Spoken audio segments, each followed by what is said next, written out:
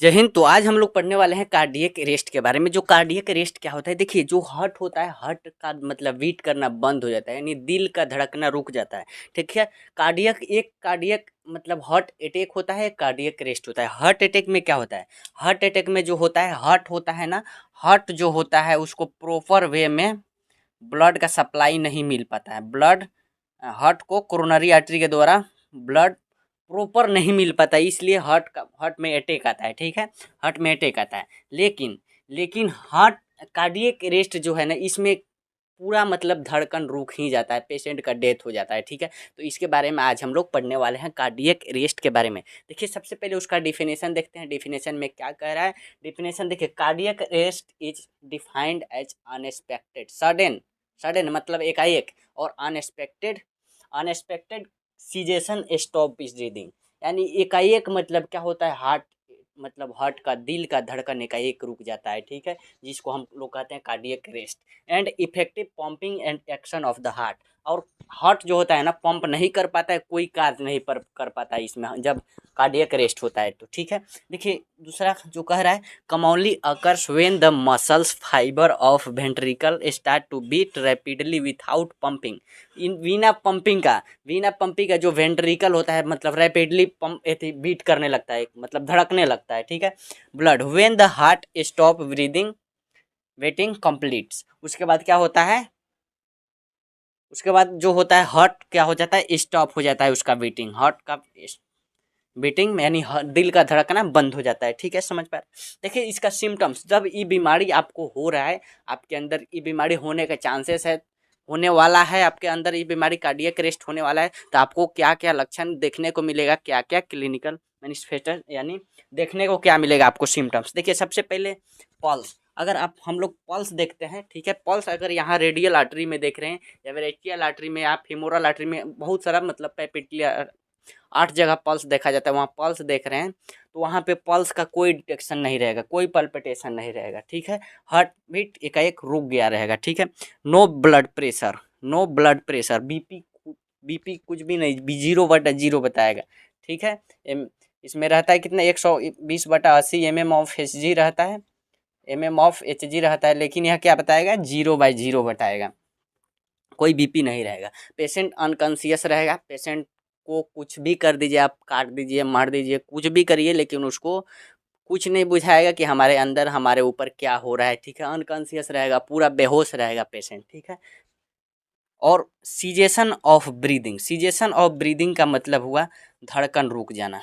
क्या होगा, धड़कन धड़कन रुक जाना, धड़कन एकाएक मतलब धड़कन क्या होता है, बीटिंग जो होता है ना, हार्ट का बीटिंग स्टॉप हो जाता है, हार्ट स्टॉप बीटिंग। ठीक है, समझ पा रहे हैं, सीजेशन ऑफ ब्रीदिंग का मतलब।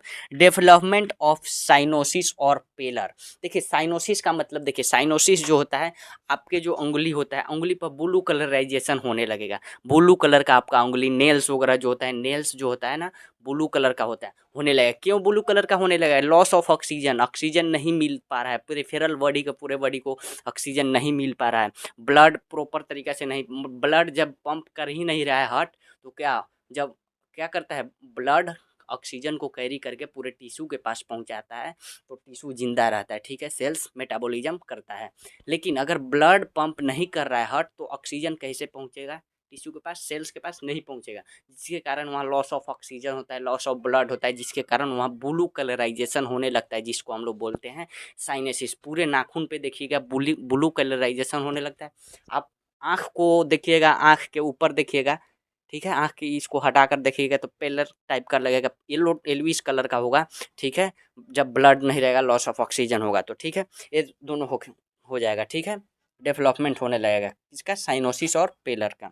डायलेशन ऑफ प्यूपिल, प्यूपिल जो है ना, आपके आँख में डायलेशन होने लगेगा, आँख फूलने लगेगा। ठीक है, डायलेशन हो, डायलेट करने लगेगा। वेंट्रिकुलर फाइब्रिलेशन, वेंट्रिकुलर फाइब्रिलेशन, देखिए जो हार्ट होता है ना, हार्ट लगभग 4 चैम्बर होता है उसका, मेनली हार्ट का। इसमें 2 ऊपर आर्टरियम होता है, 2 नीचे वेंट्रिकल होता है, वेंट्रिकल। तो जो वेंट्रिकल होता है भाई, वेंट्रिकल फाइब्रिलेशन का मतलब जो होता है ना, वेंट्रिकल का इसका मसल जो होता है बहुत फास्टली रैपिडली बीट करने लगता है। ठीक है, और यहाँ वेंट्रिकल फाइब्रिलेशन होता है। यहाँ पे क्या होता है, यहाँ से ब्लड का इसका जो मसल्स होता है, मसल्स पूरा बढ़ जाता है, यानी सीजे वो डीमा टाइप का हो जाता है, पूरा सीज मतलब कंजेशन टाइप का हो जाता है, ठीक है, कंजेशन हो जाता है जिसको वेंट्रिकल फाइब्रिलेशन बोलते हैं। ये सब आपको समस्या देखने को मिलेगा हार्ट के बारे में, मतलब हार्ट अरेस्ट होने से पहले सिम्टम्स आपको देखने को मिलेगा। तो आपको कॉजेज क्या, किस कारण से होता है यह, किस कारण से होता है, मतलब मतलब कार्डियक अरेस्ट किस कारण से होता है, वो आपको हम सबसे पहले कॉजेज क्या क्या देखने को मिलेगा आपको। देखिए कॉजेज यानी किस कारण से आपको, मतलब किस कारण से कार्डियक अरेस्ट होता है, यानी दिल का धड़कन रुक जाता है। देखिए सबसे पहले coronary artery disease, CAD, coronary artery disease. देखिए हार्ट जो होता है ना, हमारा हार्ट, जो हार्ट हमारे बॉडी में, पूरे बॉडी में ब्लड सप्लाई करता है, जिससे हमारा पूरा बॉडी क्या करता है, जिंदा रहता है। लेकिन हार्ट को खुद को जिंदा रहने के लिए, उसके लिए भी एक आर्टरी होता है जिसका नाम है कोरोनरी आर्टरी। तो कोरोनरी आर्टरी में कुछ प्लेक डिपॉजिट हो जाता है, जैसे कोलेस्ट्रॉल, कैल्शियम, फैट्स वगैरह, लिपिड्स वगैरह, ठीक है। ये सब कोलेस्ट्रॉल डिपॉजिट होता है, जिसके कारण प्रॉपर वे में हार्ट को ब्लड नहीं मिल पाता है, ठीक है। देखिए मान लेते हैं कोरोनरी आर्टरी हुआ जो हार्ट को ब्लड सप्लाई करता है, ठीक है। कोरोनरी आर्टरी अगर किसी कारणवश ब्लड में कोलेस्ट्रॉल का मात्रा बढ़ जा रहा है, ठीक है, और कैल्शियम वगैरह का मात्रा बढ़ जा रहा है, और प्लेक्स वगैरह डिपॉजिट हो जा रहा है, प्लेक जिसको हम कैल्शियम, कोलेस्ट्रॉल कोलेस्ट्रॉल और फैट्स, लिपिड, बहुत सारा चीज़ मतलब इसमें जमा हो जाता है, एक्युमुलेशन होने लगता है अंदर टूनिका इंटीमा वाला पार्ट में, ठीक है। टूनिका एडवेंसिया, टूनिक इसका थ्री लेयर होता है, tunica adventitia, tunica media, tunica intima, ठीक है। तो टूनिका इंटीमा एंडोथेलियल सेल्स होता है वहाँ पे। तो टूनिका इंटीमा अंदर वाला लेयर में क्या होता है, प्लेक का डिपोजिशन होने लगता है, जिसके कारण ब्लड का फ्लो का रास्ता कम हो जाता है। मान लेते हैं, देखिए कोई पाइप है, अगर वहाँ कोई ढेला अटक जा रहा है अंदर, ठीक है, तो उससे क्या होगा, ढेला के कोई भी पानी जा रहा है तो ढेला से लड़ेगा, और वहाँ से कुछ पानी का मतलब स्पीड स्लो हो जाएगा कि नहीं। वैसे ही यहाँ पे मान लेते हैं इधर से ब्लड आ रहा है, और ब्लड इधर का तो चल जाएगा, लेकिन यहाँ जो ब्लड लड़ेगा, ठीक है, यहाँ जो ब्लड लड़ेगा और यहाँ से नहीं जा पाएगा, ठीक है जी। इसी को हम क्या बोलते हैं, जिससे हमारे हार्ट को प्रॉपर वे में ब्लड नहीं मिल पाएगा, इसी को हम क्या कहते हैं, कोरोनरी आर्टरी डिजीज बोलते हैं, ठीक है, इसी को कोरोनरी आर्टरी डिजीज बोलते हैं। तो इससे कार्डियक अरेस्ट हो सकता है। और MI, मायोकार्डियल इंफ्रैक्शन इसी को बोलते हैं। देखिए अगर प्रॉपर वे में क्या होता है, ब्लड का सप्लाई नहीं हो पाता हार्ट को, तो मायोकार्डियल इंफ्रैक्शन हो जाएगा, कार्डियक डेथ करने लगेगा, ठीक है, मायोकार्डियम डेथ करने लगेगा। कार्डियक इलेक्ट्रिकल इवेंट, कार्डियक में कोई भी मतलब इलेक्ट्रिकल इवेंट हो जाएगा, ठीक है। और मायोकार्डाइटिस का मतलब हुआ, जो देखिए मायोकार्डियल होता है ना, लगभग हमारा जो हार्ट होता है उसका थ्री लेयर होता है, पेरिकार्डियम, मायोकार्डियम, इंडोकार्डियम। तो मायोकार्डियम बीच वाला लेयर जो होता है, बीच वाला लेयर में कार्डाइटिस का मतलब इन्फ्लामेशन, आइटिस का मतलब इन्फ्लामेशन, यानी स्वेलिंग होने लगता है। आइटिस कहीं भी देखिए इन्फ्लामेशन होता है, इन्फ्लामेशन जिसको हम बोलते हैं स्वेलिंग, ठीक है। स्वेलिंग हो जाएगा तो वहाँ पे मायोकार्डाइटिस हो जाएगा, वहाँ पे कंजेशन हो जाएगा, ठीक है, फ्लूइड का मात्रा बढ़ जाएगा, वेट, हमारा बॉडी का वेट बढ़ने लगेगा, ठीक है। और बहुत सारा पल्मोनरी कंजेशन, हमारे बॉडी में फ्लूइड जमा होने लगेगा, ठीक है। तो मायोकार्डाइटिस का मतलब उससे भी क्या होगा, कार्डियक अरेस्ट होगा। लॉस ऑफ ब्लड, अगर आपके बॉडी में ब्लड की कमी है, एनीमिया है, ठीक है, नेमिया है, ठीक है, लॉस ऑफ ब्लड की कमी, अगर आपके बॉडी में एनीमिया नामक रोग है, तो उससे भी क्या होगा, आपको कार्डियक अरेस्ट हो सकता है। वाल्वुलर हार्ट डिजीज, हार्ट का साइज जो होता है बढ़ जाता है, नीचे वाला वेंट्रिकुलर साइज जो होता है, हार्ट का साइज बढ़ जाता है, ठीक है, और स्वेलिंग कर जाता है, ठीक है, उसको वाल्वुलर हार्ट डिजीज बोलते हैं, उसके कारण भी हो जाएगा। ड्रग ओवरडोज, अगर आप ज़्यादा ड्रग किसी भी कोई भी बीमारी का ड्रग ले रहे हैं और ओवरडोज में ले रहे हैं, ठीक है, ओवरडोज में ले रहे हैं, जिसके कारण आपको कार्डियक अरेस्ट हो सकता है, ठीक है, कार्डियक अरेस्ट हो सकता है। हाइपोथर्मिया का मतलब देखिए, आप कहीं ठंडी में जा रहे हैं, ठीक है, ठंडी में जा रहे हैं और वहाँ पे आपको बहुत सारा ठंडा लग रहा है, यानी आपके जो बॉडी का टेम्परेचर है 37 डिग्री सेल्सियस उससे कम हो जा रहा है, लगभग 25 मतलब इतना लगभग हो जा रहा है, बहुत कम हो जा रहा है, आपके बॉडी के टेम्परेचर कम हो जा रहा है, जिसको हम बोलते हैं हाइपोथर्मिया। तो हाइपोथर्मिया के कारण भी हमारा ब्लड क्या होता है, प्रॉपर वे में सर्कुलेशन नहीं कर पाता है, पूरे बॉडी में जमने लगता है, ठीक है, हाइपोथर्मिया के कारण। उससे भी क्या होगा, दिल का धड़कन रुक सकता है, कार्डियक अरेस्ट हो सकता है, ठीक है। तो ये तो हम लोग देख लिए कॉजेज, किस कारण से कार्डियक अरेस्ट होगा। तो हम लोग मैनेजमेंट क्या करेंगे, इसका इलाज क्या करेंगे। सबसे पहले कार्डियक अरेस्ट हो जा रहा है, कार्डियक अरेस्ट एकाएक हो जा रहा है, आप वहाँ पे कोई भी मतलब नहीं है सुविधा, कोई हॉस्पिटल नहीं है, कोई मतलब कुछ भी नहीं है, तो आप क्या कर सकते हैं उसके लिए, ठीक है। तो देखिए सबसे पहले मैनेजमेंट में 1 नंबर में हम लोग क्या देते हैं, CPR, कार्डियक पल्मोनरी रिसक्सिटेशन।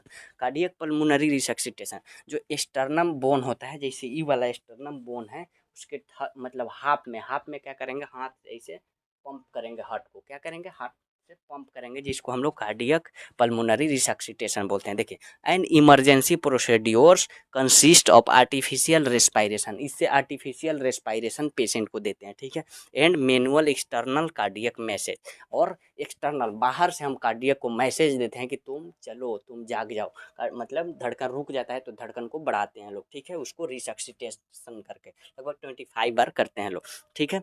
तो मैनेजमेंट में ही हो गया। और बी में मेडिकल मैनेजमेंट, मेडिकल मैनेजमेंट में हम लोग क्या करेंगे, कुछ इंजेक्शन देंगे लोग, जैसे कार्डियक अरेस्ट में हम लोग एड्रेनलिन, ठीक है, इपिनेफ्रिन करके एक इंजेक्शन आता है एड्रेनलिन, उसको हम लोग इंजेक्शन को डायरेक्ट हार्ट में देते हैं, या नस के मतलब वेन्स के द्वारा भी देते हैं, या डायरेक्ट हार्ट में भी ज़्यादा इमरजेंसी होने पर हम लोग दे सकते हैं। तो आइए हम बताते हैं उसको बारे में भी।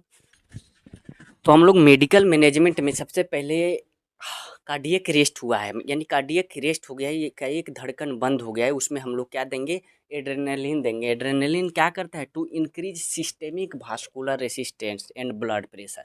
ब्लड प्रेशर नहीं रहता है, ब्लड प्रेशर पूरा 0/0 हो जाता है जब कार्डियक अरेस्ट होता है। उसमें हम लोग क्या देते हैं, एड्रेनलिन देंगे। एड्रेनलिन जिसका नाम है एपिनेफ्रिन, दूसरा नाम है, ठीक है। ये सिस्टेमिक पूरा मतलब बॉडी में सिस्टेमिक मतलब वास्कुलर रेसिस्टेंस को बढ़ा देगा, और क्या करेगा, ब्लड प्रेशर को भी इंक्रीज करेगा, जो बीपी होता है उसको भी इंक्रीज करेगा, ठीक है, बीपी इंक्रीज करेगा, ठीक है। और दूसरा में देते हैं लोग एट्रोपिन। एट्रोपिन क्या करता है, ब्लॉक कर देता है पैरासिम्पैथेटिक जो भी होता है एक्टिविटीज, पैरासिम्पैथेटिक एक्टिविटीज जो होता है उसको क्या करता है, इमरजेंसी एक्टिविटीज को ब्लॉक कर देता है, और ऐसे और इंक्रीज कर देता है ऐसे नोड एक्टिविटीज, जो साइनो एट्रियल जो इलेक्ट्रिकल इम्पल्स मिले हमारे हार्ट को, ठीक है, उसको एक्टिव कर देता है। एंड एवी नोड को, आर्ट्रियोवेंट्रिकुलर नोड जो होता है उसको, कंडक्शन को, जो हमारे बॉडी के मसल्स को पूरा इम्पल्स मिले ताकि वह प्रॉपर वे में बीट करते रहे, ठीक है, उसको मतलब इंक्रीज कर देता है, ठीक है, कौन, एट्रोपिन, है ना। और सोडियम बाइकार्बोनेट देंगे, करेक्ट मेटाबॉलिक एसिडोसिस, मेटाबॉलिज्म रुक जाता है उसको करेक्ट करने के लिए, मेटाबॉलिक एसिडोसिस के लिए हम लोग सोडियम बाइकार्बोनेट देते हैं। वेसोप्रेशन देते हैं, क्या किसके लिए, इंक्रीज कंट्रैक्शन ऑफ हार्ट, पूरे हमारे हार्ट जो होता है एकाएक बीट करना बंद कर देता है कार्डियक अरेस्ट के कारण, उसमें हम लोग क्या करेंगे, कंट्रैक्शन को बढ़ाएंगे ताकि हमारे ब्लड सप्लाई पूरे बॉडी को कंट्रैक्ट करेगा हार्ट, तभी तो ब्लड सप्लाई पूरे बॉडी को मिलेगा, ठीक है। तो उसके लिए हम लोग वेसोप्रेशन देते हैं कंट्रैक्शन करने के लिए हार्ट को, ठीक है, इंक्रीज करने। उसके बाद लीडोकेन देंगे टू ट्रेट वेंट्रिकल फाइब्रिलाइजेशन, वेंट्रिकल फाइब्रिलाइजेशन जो होता है उसको ट्रेट करने के लिए लीडोकेन देंगे। तो आज हम लोग पढ़ लिए हैं कार्डियक अरेस्ट के बारे में, अगले वीडियो में हम नए टॉपिक को लेकर आएंगे, तब तक के लिए आज पढ़ते रहिए। All the very best, thank you, जय हिंद।